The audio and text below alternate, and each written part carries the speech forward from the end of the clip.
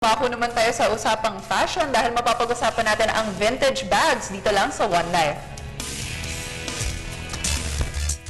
Good morning mga boss! Ngayon hindi nyo na kailangan manghinayang sa mga damage o naluluma yung mga bags dahil sa panahon natin ngayon, pwede na yan i-restore at gawing tila bago.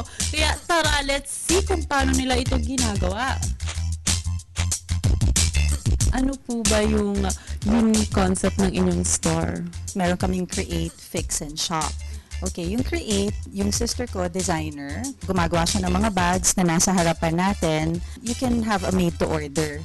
Nakita mo sa ibang magazine, pwede namin gawin yun for you, pero papalitan niya ng konti, parang iti-tweak niya para at least maging original pa rin yung design. Ang focus na ngayon is exotic skins.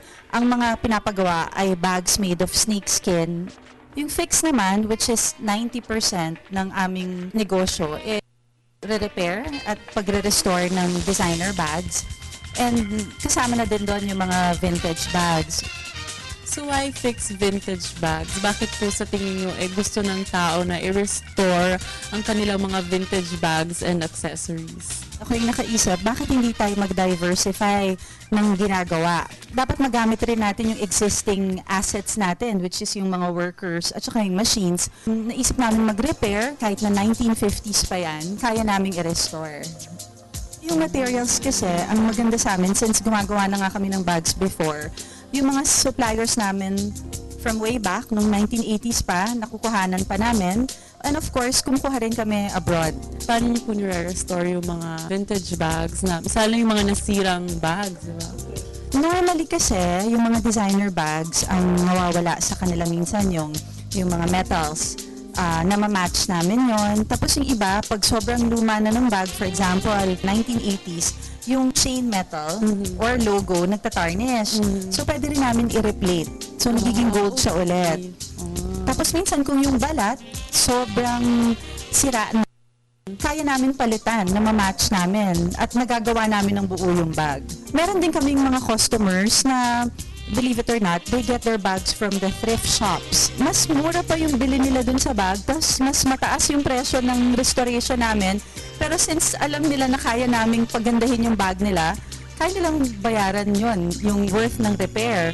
Yung shop naman, meron kaming belts and cuffs of exotic leather. Meron akong line of jewelry. Ang tawag sa kanya, our treasure trove. Meron din ako mga pieces from the 1970s. Lahat ng mga binibenta ko, luma, or a combination of luma and bago. I'd like to invite the viewers of Good Morning Boss na pumunta sa stores namin. Kakaibang store ito. We have 2 branches. Yung isa namin ay nasa Makati, second floor, Doña Consolacion Building, Jupiter Street. The other one is in White Plains, second floor, Beletudo Building, Katipunan Avenue, White Plains. Kaya kung meron kayo mga designer bags na ayaw nyo namang tuluyin mag-fade ang memories na pinamana pa sa inyo ng inyong or mommies, pwede nyo nang ipa-restore yan. O diba, something classy or classic ang in-offer ko sa inyo today. Basta fashion, I always have something new to offer. At ito po ulit si Carla Paderna for One Life.